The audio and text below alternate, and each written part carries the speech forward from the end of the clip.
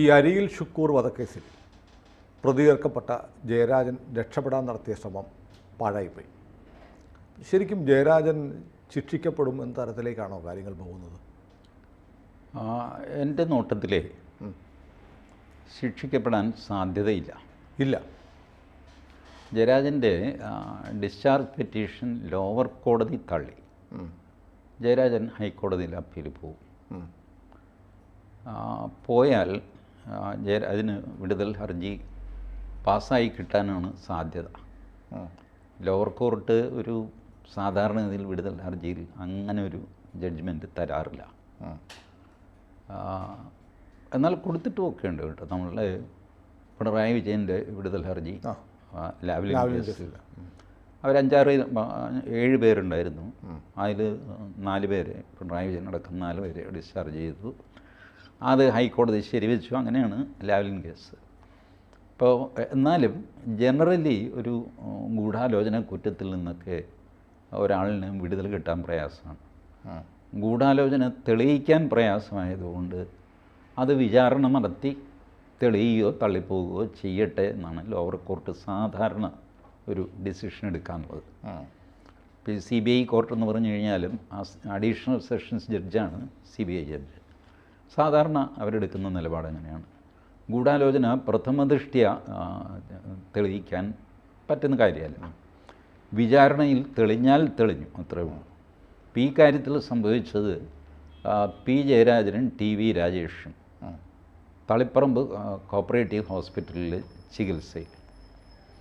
അപ്പോൾ അവിടെ വെച്ചാണ് അവർ ഒരു മൂന്നാമത്തെ ആൾ മുഹമ്മദ് കുഞ്ഞോടോ മറ്റോ പറഞ്ഞു IUMLൻ്റെ പ്രവർത്തകരെ വേണ്ട രീതിയിൽ കൈകാര്യം ചെയ്യണം എന്ന് പറഞ്ഞു. അതേ തുടർന്നാണ് ഈ കൊലപാതകം നടക്കുന്നത്. അപ്പോൾ വേണ്ട രീതിയിൽ കൈകാര്യം ചെയ്യുക എന്ന് പറഞ്ഞാൽ കൊല്ലുക എന്നാണ് അർത്ഥം. ഇതാണ് വേണ്ട രീതിയിൽ കൈകാര്യം ചെയ്യണം എന്ന് പറയുന്നത്. വരാന്തയിൽ നിന്ന് ഒരാൾ കേട്ടു. ആ കേട്ട ആൾ സാക്ഷ്യം, ഒന്നല്ല 2 പേര് കേട്ടു. അവർ 2 പേരും പറയുന്നു ഇങ്ങനെ വേണ്ട രീതിയിൽ കൈകാര്യം ചെയ്യണം എന്ന് ജയരാജനും TV. രാജേഷും പറയുന്നത് ഞങ്ങൾ കേട്ടു. ഇപ്പം ഈ ഗൂഢാലോചനയിൽ വരുന്നത് എന്താണെന്ന് വെച്ചാൽ അത് ഗൂഢമായിട്ട് ചെയ്യുന്നൊരു പ്രവൃത്തിയാണ് ഗൂഢാലോചന.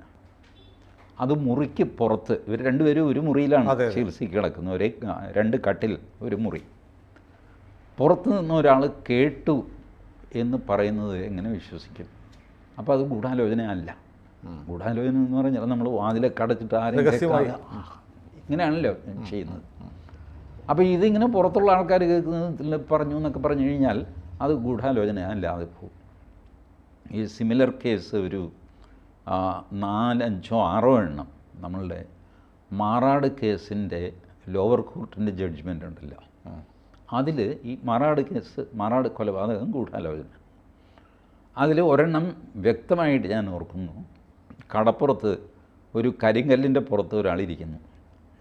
2 പേരിരുന്ന് സംസാരിക്കുന്നു. 3 പേര് നടന്നു പോകുന്നവർ ഹിന്ദുക്കളാണ്, മറ്റേ 2 പേര് മുസ്ലിങ്ങളാണ്. ആ മുസ്ലിങ്ങളിൽ ഒരാൾ ഹിന്ദുക്കളോടായിട്ട് പറഞ്ഞു നിന്നെ എടുത്തോളാടണ്ട എന്ന് പറഞ്ഞു. അപ്പോൾ അത് ഗൂഢാലോചന എന്നുവെച്ചാൽ ഇയാളും മറ്റേയാളും തമ്മിൽ ഗൂഢാലോചന നടത്തിക്കൊണ്ടിരിക്കുമ്പോഴാണ് ഞങ്ങളതിൽ നടന്നത്. അപ്പോൾ ചൂടോടെ ഞങ്ങളോട് പറഞ്ഞു നിന്നെ എടുത്തോളാണ്ടാന്ന് പറഞ്ഞു. ഇത് കോടതി അംഗീകരിച്ചില്ല. റെക്കോർഡ് ചെയ്തിട്ടുണ്ട്. ഇങ്ങനെയൊക്കെയാണ്. ഇതുപോലെ പല സ്ഥലത്തും വെച്ച് ഇവരങ്ങോട്ട് ചോദിക്കുന്നു നീ എന്തിനുള്ള പുറപ്പാടാണ്, ഞാൻ എന്തും ചെയ്യും, നിന്നെ വെറുതെ വിടുമെന്ന് വിചാരിക്കണ്ട. ഇങ്ങനെ പലവിധ വീമ്പ് പറച്ചിലുകളുണ്ടല്ലോ. അതെല്ലാം ഗൂഢാലോചനയാണെന്നൊക്കെ പറഞ്ഞ് പ്രസൻറ്റ് ചെയ്തിരുന്നു. ബട്ട് കോടതി അംഗീകരിച്ചില്ല. അതർവൈസ് കൊലപാതക കേസ് അതിൽ വലിയ ശിക്ഷയൊക്കെ കൊടുത്തു. 63 പേരെ ശിക്ഷിച്ചു, 63 പ്രതികളെ ശിക്ഷിച്ചു മാറാട്. പക്ഷേ അതിലൊന്നും തന്നെ ഗൂഢാലോചനയില്ല, 120B ഇല്ല. എന്തിന് മഹാത്മാഗാന്ധിയുടെ കേസിലെ ഗൂഢാലോചന എന്ന് പറഞ്ഞ് തെളിയിച്ചത് ആ ദിഗംബർ ബാഡ്ഗയുടെ മൊഴി മാത്രം വെച്ചിട്ടാണ്. വേറെ ഇതൊന്നുമില്ല, തെളിവൊന്നുമില്ല. അയാളുടെ മൊഴി, കുറ്റസമ്മത മൊഴി വെച്ചിട്ട് അത് ചെയ്യായിരുന്നു. വലിയ പ്രയാസമാണ് ഗൂഢാലോചന തെളിയിക്കാൻ. അപ്പോൾ ലോവർ കോർട്ട് എന്ത് ചെയ്യും?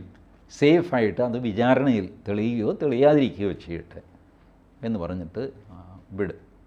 ഹൈക്കോടതി കുറെ കൂടെ നിഷ്കർഷമായിട്ട് നോക്കിയിട്ട് വിടുതൽ ഹർജി അംഗീകരിക്കാനാണ് സാധ്യത. കാരണം ഈ ഒരു സംഭവമല്ലാതെ വേറെ ഒന്നും തന്നെ ഇതിനൊരു കണക്റ്റിംഗ് ഇത് വേണ്ടേ.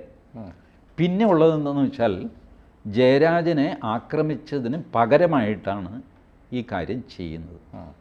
അതുകൊണ്ട് ജയരാജൻ അതിൻ്റെ ഗൂഢാലോചനയിൽ പങ്കുണ്ടാവാം എന്ന് സംശയം. ഇപ്പോൾ എന്തെങ്കിലും ഒരു ആവശ്യത്തിന് ഞാൻ സുനിൽ എന്നെ തല്ലുമ്പോൾ ഞാൻ തിരിച്ചു പറയും, എനിക്കൊന്നും ചെയ്യാൻ നിർവാഹമില്ല. അപ്പോൾ ഞാൻ തിരിച്ചു പറയും, നിന്നെ പിന്നെ കണ്ടോളാം എന്ന് പറയും. ഈ സാധനം പിന്നീട് കോടതിയിൽ ഹാജരാക്കപ്പെടും. നിന്നെ പിന്നെ കണ്ടോളാം എന്ന് പറഞ്ഞതിൻ്റെ അർത്ഥം ഇങ്ങേര് മറ്റ് പലരുമായിട്ട് ചേർന്നിട്ട് അവസാനം ഇയാൾ തല്ലി അല്ലെങ്കിൽ കൊന്നു എന്നൊക്കെ പറഞ്ഞ് കേസ് ഇങ്ങനെ കൂട്ടിക്കെട്ടും. ഈ കൂട്ടിക്കെട്ടൽ വളരെ വിദഗ്ധമായിട്ടും കൃത്യമായിട്ടും അത് ജോയിൻ ചെയ്ത് പോയില്ലെങ്കിൽ ഗൂഢാലോചന തെളിയിക്കാൻ പാടാണ്. ഇതിലങ്ങനെ തെളിയുന്നില്ല. ഇതിനകത്തെ ഒരു പ്രശ്നം ഞാൻ അന്നത്തെ വാർത്ത എനിക്ക് ഓർമ്മയുണ്ട്. അന്ന് പി ജയരാജൻ ചെവി പരിശോധിപ്പിച്ചു. ഹോസ്പിറ്റലിൽ കിടന്ന് തന്നെ ചെവി പരിശോധിച്ചിട്ട് 40% കേൾവി കുറവാണ് ജയരാജന് എന്നൊരു മെഡിക്കൽ റിപ്പോർട്ട് ഉണ്ടാക്കി ജയരാജൻ കയ്യിൽ വെച്ചിട്ടുണ്ട്. അപ്പോൾ ഈ വരാന്തയിൽ നടന്നു, അയാളോട് പറഞ്ഞു, ഫോണിൽ പറഞ്ഞു, മറ്റേത് പറഞ്ഞു. ഞാനിതൊന്നും കേട്ടിട്ടേ ഇല്ല, എനിക്കൊന്നും അറിയാനും പറ്റില്ല. കേൾവി കുറവാണ്. ഇതൊക്കെ ആയിരിക്കാം ഒരുപക്ഷെ. എനിക്ക് ആ ജഡ്ജ്മെൻറ്റ് കിട്ടിയില്ല. അത് അപ്ലോഡ് ചെയ്തെങ്കിലും ആക്സസിബിൾ അല്ല. കോടതി വെബ്സൈറ്റുകൾക്ക് അങ്ങനെ ഒരു സ്വഭാവമുണ്ട്. അപ്ലോഡ് ചെയ്ത് കുറേ മണിക്കൂറുകൾ കഴിഞ്ഞാൽ അത് ആക്സസിബിൾ ആകും. നമുക്ക് കേസ് നമ്പറും സംഗതിയൊക്കെ തെളിയും. പക്ഷേ വ്യൂ എന്ന് പറഞ്ഞ് നമ്മൾ അടിച്ചു കഴിഞ്ഞാൽ നോട്ട് അവൈലബിൾ എന്ന് കാണിക്കും. നോട്ട് അപ്ലോഡ് എന്നല്ല, നോട്ട് അവൈലബിൾ. നോക്കാൻ വരട്ടെ എന്ന് എനിക്കറിയില്ല എന്താ സിസ്റ്റം. പലപ്പോഴും പല ഹൈക്കോടതികളുടെയും ലോവർ കോർട്ടിൻ്റെയും ഇങ്ങനെ വരാറുണ്ട്. സുപ്രീം കോടതി കോടതിയിൽ നോ റെക്കോർഡ് ഫൗണ്ട് എന്നൊക്കെ പറയും. അത് ശരി, ഇങ്ങനൊരു സാധനം ഇല്ല പോടാ എന്നൊക്കെ പറയും. ഇത് തന്നെ നമ്മൾ വേറൊരു വശത്ത് നിന്ന് കേസ് നമ്പർ ഇട്ട് നമുക്ക് കയറി ചെന്ന് നോക്കാം. അല്ലെങ്കിൽ ആളിൻ്റെ പേര് വെച്ച്, വാദിയുടെ പ്രതിയുടെ പേര് വെച്ച് സെർച്ച് ചെയ്യാം. അല്ലെങ്കിൽ ഫ്രീ ടെക്സ്റ്റ് അതിലുണ്ട് എന്ന് നമുക്കറിയാവുന്ന ഒരു വാക്ക് വെച്ച് ടെസ്റ്റ് ചെയ്യാം. അതല്ലെങ്കിൽ ജഡ്ജ്മെൻറ്റിൻ്റെ ഡേറ്റ് വെച്ച് ടെസ്റ്റ് ചെയ്യാം. ഇതിലേതെങ്കിലും ഒരെണ്ണം വെച്ച് അപ്പോൾ അത് കിട്ടും. അങ്ങനെയാണ് ഇത് എടുക്കുന്നത്. അല്പം പ്രയാസമാണ്.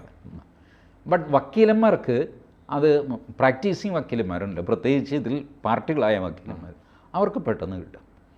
പല ജഡ്ജ്മെൻറ്റും പാർട്ടികൾക്ക് മാത്രം കൊടുക്കും, വെബ്സൈറ്റിൽ അപ്ലോഡ് ചെയ്യില്ല. ചില സെൻസിറ്റീവായിട്ടുള്ള ബെയിൽ ആപ്ലിക്കേഷൻ അത് ഇതൊക്കെ ആ ജഡ്ജ്മെൻറ്റ് അവർ അപ്ലോഡ് ചെയ്യില്ല, പാർട്ടികൾക്ക് കൊടുത്തിട്ട് തീർക്കും. അപ്പോൾ ഈ ജഡ്ജ്മെൻറ്റ് ഇപ്പോൾ ആസ് ഓഫ് നൗ വായിക്കാൻ പറ്റുന്ന, അപ്ലോഡ് ചെയ്തിട്ടുണ്ട് കേട്ടോ, വായിക്കാൻ പറ്റുന്നില്ല, ആക്സസിബിൾ അല്ല. അപ്പോൾ കോടതിയിൽ ഇത് കണ്ടവരും എന്നോട് പറഞ്ഞത് ഡീറ്റെയിലായ ഒരു ജഡ്ജ്മെൻ്റ് ഒന്നും അല്ല, വല്ലാതെ മെറിറ്റിലേക്ക് കയറിയുള്ള ജഡ്ജ്മെൻ്റ് ഒന്നും അല്ല. സാഹചര്യങ്ങൾ ഇങ്ങനെ ഉണ്ട്, അതിനാൽ ട്രയൽ നോക്കാം. ഇപ്പോൾ ഈ ഡിസ്ചാർജ് പെറ്റീഷൻ അപ്രൂവ് ചെയ്യാനുള്ള കാരണങ്ങൾ കാണുന്നില്ല എന്ന് പറഞ്ഞിട്ടാണ് തള്ളിയിരിക്കുന്നത്. അപ്പോൾ അത് അല്പം വീക്ക് കേസാണ്, അതുകൊണ്ടാണ് ഞാൻ ഇത് തള്ളിപ്പോകാനാണ് സാധ്യത എന്ന് പറയുന്നത്. അപ്പോൾ ജയരാജന് പ്രതീക്ഷയ്ക്ക് വകയുണ്ട്. ജയരാജന് പ്രതീക്ഷയ്ക്ക് വകയുണ്ട്. കാരണം ഡയറക്റ്റ് കൊലപാതകത്തിൽ ജയരാജൻ പങ്കെടുത്തിട്ടില്ല, ടി വി രാജേഷും പങ്കെടുത്തിട്ടില്ല. ഗൂഢാലോചന എന്ന് പറയുന്നത് ഏകദേശം പരസ്യാലോചന പോലെയാണ് ഇരിക്കുന്നത്. ഗൂഢാലോചന ഗൂഢം പോലുമല്ല. അതെ അതെ, പുറത്ത് നിൽക്കുന്ന ആൾ കേട്ടു, ഒരാൾ മറ്റേ ആളിനോട് പറയുന്നത് മൂന്നാമത്തെ ആൾ പുറത്തു നിന്ന് കേട്ടു, ഇതെന്തൊരു ഗൂഢാലോചന. അപ്പോൾ അത് തള്ളിപ്പോകാനാണ് സാധ്യത. ഇപ്പോൾ ജയരാജനാണ് താരം. അല്ല, നമ്മൾ ഇതെന്താണെന്ന് വെച്ചാൽ ഈ നമ്മുടെ രാഷ്ട്രീയമായ ബയാസ് നമ്മൾ നിയമത്തിലും കൊണ്ടുവന്നിട്ട് അയാൾ കുറ്റവാളിയാണെന്നൊക്കെ പറഞ്ഞങ്ങ് തീരുമാനിക്കും. ഇപ്പോൾ ജയരാജൻ റാഡിക്കൽ ഇസ്ലാമിനെ എതിർക്കുന്നതുകൊണ്ട് സംഘപരിവാർ ആൾക്കാർക്ക് കൊള്ളാം ദുഷ്ടരാണെങ്കിലും ഈ പോയിൻ്റ് ശരി എന്നൊക്കെ ഇങ്ങനെ നോക്കും. അത് വെച്ചിട്ട് നമ്മളൊരു കേസ് അനലൈസ് ചെയ്യരുത്. ആ അഭിപ്രായം എനിക്കുമുണ്ട്. ഞാൻ എഴുതിയിട്ടുണ്ട് പി ജയരാജനെ അപ്രീഷിയേറ്റ് ചെയ്തുകൊണ്ട് 2012. പി ജയരാജൻ അന്ന് RSSകാരുടെ വീട് പോപ്പുലർ ഫ്രണ്ടുകാർ ആക്രമിച്ചു, ഓടൊക്കെ തകർന്ന് നാശമായി. ഈ വീട് സന്ദർശിക്കാൻ പി ജയരാജൻ പോയി. That was in 2012.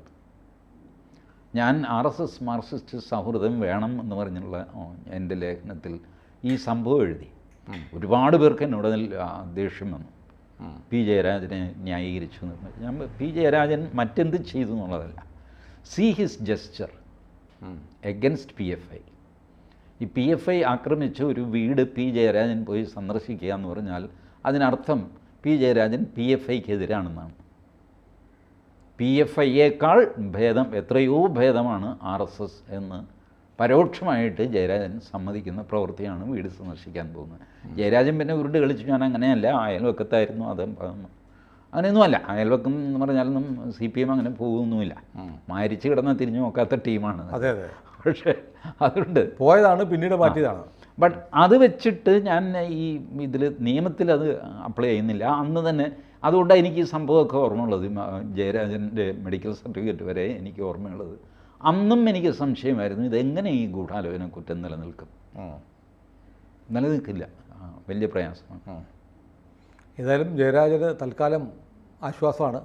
പുതിയ ബോധക്കേടും ആംബുലൻസും ഒന്നും വേണ്ടി വരുന്നില്ല. ഏതായാലും നമുക്ക് അവസാന വിധി, ഇനി അപ്പീലുണ്ടല്ലോ, അപ്പീലും ഹൈക്കോടതിയിൽ പോവും, ഈവൻ സുപ്രീം കോടതിയിലും പോയെന്ന് വരും. നമുക്ക് നോക്കാം. അതുപോലെ ഡിസ്ചാർജ് പെറ്റീഷനുമായിട്ട് പിണറായി വിജയന് സുപ്രീം കോടതിയിൽ പോകാമെങ്കിൽ ജയരാജന് തീർച്ചയായിട്ടും പോകാം. അതെ അതെ. അപ്പോൾ അങ്ങനെ വർഷങ്ങൾ നീളുന്നൊരു എക്സർസൈസായിട്ട് അത് വേറൊരു ലാവലിംഗ് കേസായിട്ട് കടന്നുപോയി എന്ന് വരാം. അരിയിൽ ഷുക്കൂറിൻ്റെ വീട്ടുകാർക്ക് പോയി. അല്ല, അത് നിർഭാഗ്യം, അങ്ങനെയാണ്. പോയ ജീവൻ ആർക്കും തിരിച്ചു കൊടുക്കാൻ പറ്റില്ല. അതെ അതെ. അപ്പോൾ അതുകൊണ്ട് അത് പറഞ്ഞിട്ട് കാര്യമില്ല. കൂടുതൽ വാർത്തകളും വിശേഷങ്ങളും നിങ്ങളിലേക്ക് എത്താൻ ABC മലയാളം സബ്സ്ക്രൈബ് ചെയ്യുക, ബെൽ ബട്ടണും അമർത്തുക.